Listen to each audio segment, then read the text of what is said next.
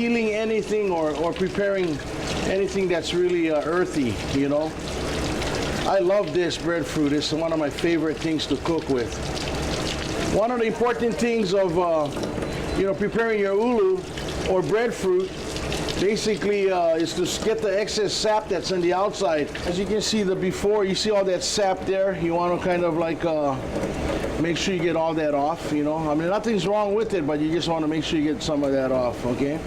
And then the drying process, get a kitchen towel and just kind of like keep it right here in your hand. Just dab it like this, get it all the excess liquid off. Basically, the reason you want to do that because you don't want to get too messy. But there we have a beautiful ulu or breadfruit all ready to be prepared. I like to always cut a foot, and what I do is take that part where the fruit hangs from the tree and kind of like let it stand up firmly. Just roll your knife to the contour of the breadfruit, and then your guideline will be that line right there. So you'll follow that line right there all the way down, and you don't want to take too much off, you know. You kind of like just take that part off, and you kind of like about got it done. Another method, of course, everybody has one back in your kitchen, is potato peelers, and just do the peeling just like that.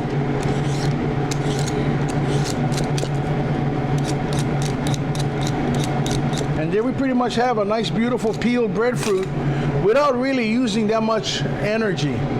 And there we have a perfect peeled breadfruit. Okay. Now, I want to show you how to get it prepared to go into dishes. This is just one way. There's several ways, but don't worry, we'll get to show you all of it. Okay, so you cut that in half. Of course, using a knife that's comfortable, but make sure that it's not too small. This is about as small as you want to get it. And we're going to open it up right now. You're going to get to see the inside of a breadfruit. Beautiful, huh? Just run your knife just along that line. And then we have it just like that. Okay, take that out. Again, just like this. You could go a little deeper, but nothing's wrong. You can, cut it into nice big steaks. And this method is really nice because you can poach it or drop it in salted water, and then you kind of like get ready to fry it or cut it up or any which way you want. Or you can kind of like what I like to do when I do potatoes ulu salads, or we're using it with a combination of sweet potato, cut it up into little steaks like this and down like that. Okay, and then what you want to do is dice it. Okay, so you got that there, and this goes great like in chowders and all kind of other nice things, home fries for breakfast. And of course, when you get it down to where you're in this position, you can almost make French fries. But we'll call it ulu fries.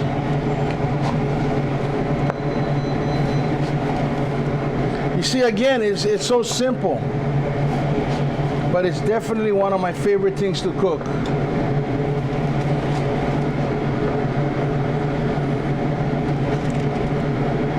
And there we have some beautiful, nice, long strips of breadfruit for, French fries or ulu fries. Amazing. The other thing I like to do is kind of like cut it very thin.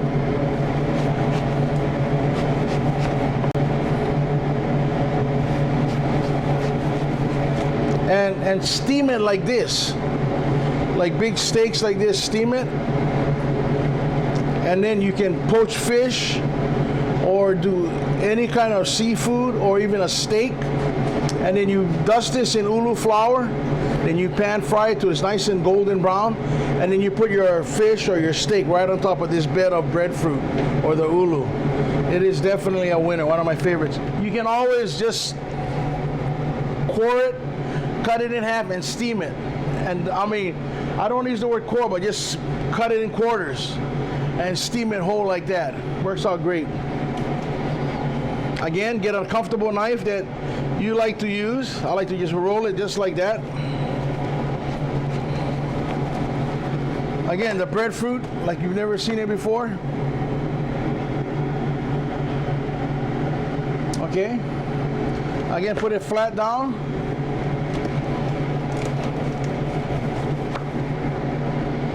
You know what's really nice about the breadfruit? It's seasonal. And when you do want to, you know, like bananas, they all go off at once, but it's very seasonal. Not as seasonal as people think of. We live in the tropics. But what's really nice is that you can steam it just like this. Cook it just like this. And the nice part is you can freeze it. And then after you're done thawing it out, then you can peel it with a knife, like you're peeling an orange or mango, or like I like to always do the hold down and peel like this. Of course, it'll be much easier because it's already been cooked. Okay?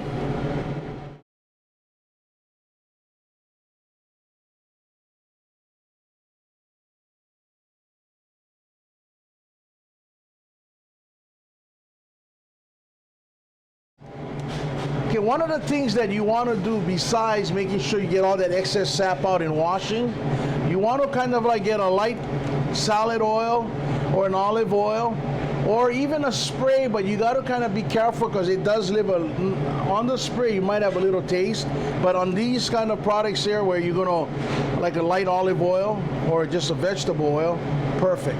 You know, I like to just get a little towel like this and just kind of like put a light film on your board.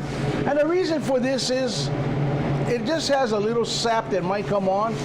But if you get the fruits like how we've been exposing to you guys where it's really matured, there's hardly any sap.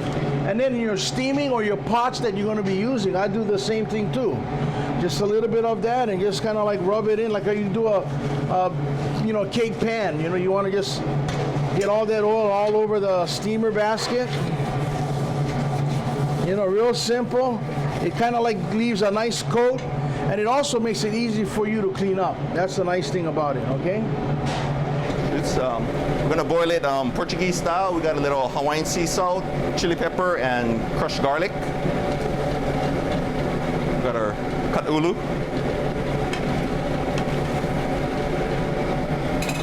We're gonna do it in a steamer basket, skin side down.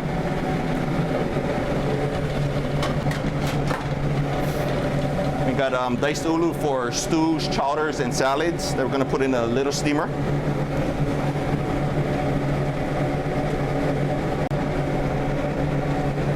So cooking time varies. Depends on how much ulu you have boiling at the time. Best way to check it is to just poke it with your chopstick, see when it's ready. All right, we're gonna check our steamed ulu now.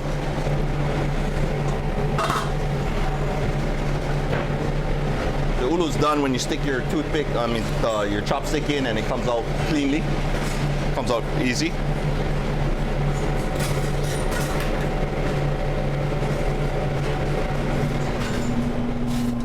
So what we're doing now is slicing the ulu.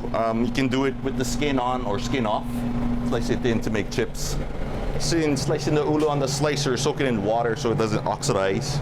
Just pat it dry. And we're gonna deep fry this in the fryer.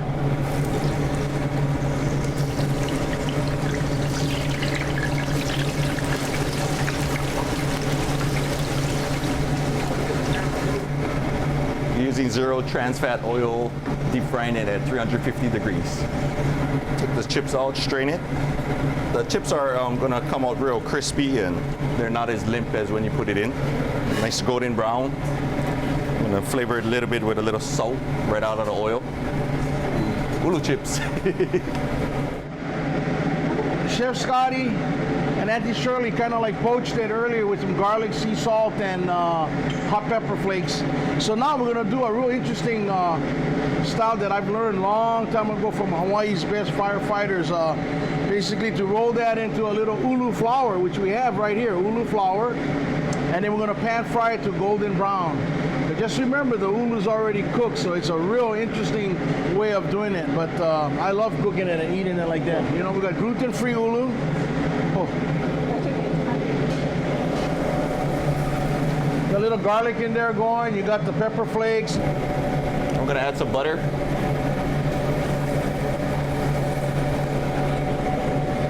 Oh.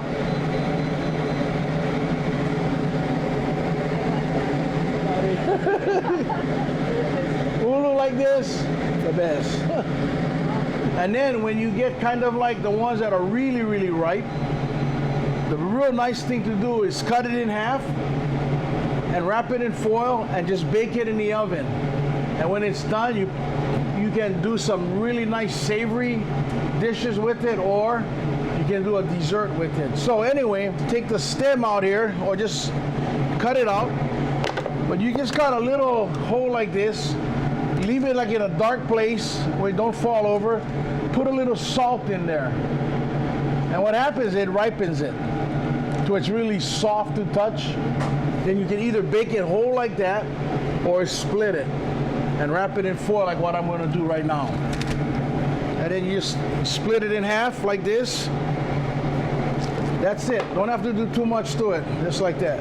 Cut side down. Just wrap it in foil. Our halves wrapped in foil into a 350 oven.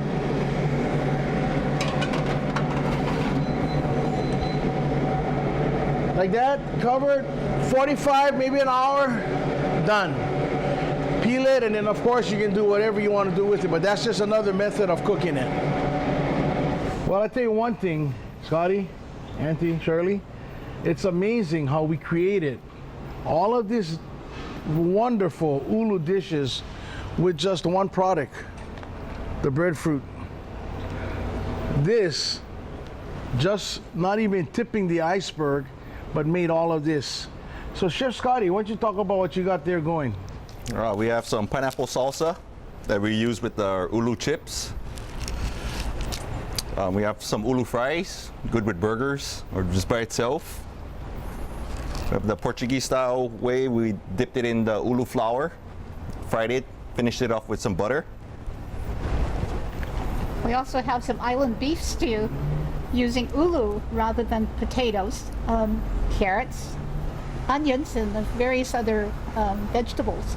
To my left is a bowl of ulu that's just been diced and steamed.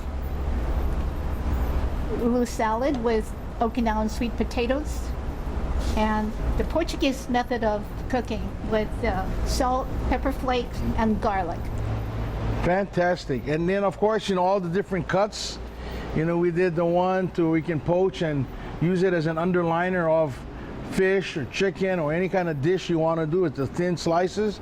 And of course, Scotty had cut up the ulu for the chips, very nice and thin. And then of course, the home fries or whatever you want to use, the small little dice. And these have been steamed before too, so it's perfect. You know, in other words, you can take a piece and try it. You know, it's really, Thank you. It's been steamed, so you know, it holds up very well. You know, wow, man, it's really tasty, just like that. Exactly. And then of course the big steaks, or like I would like to use it as an underliner. You know, again, you know, ulu, unbelievable. You know, it has so many different ways of doing it, but more importantly, it's so simple. You know, that's the glory, that's the easy part about these guys here, the simplicity. Don't you guys all agree? Yes. Exactly. Okay, yes. everybody grab your hand, you hold them in the middle. The golden fruit. The ulu. And what's been prepared today is just the tip of the iceberg. Yep.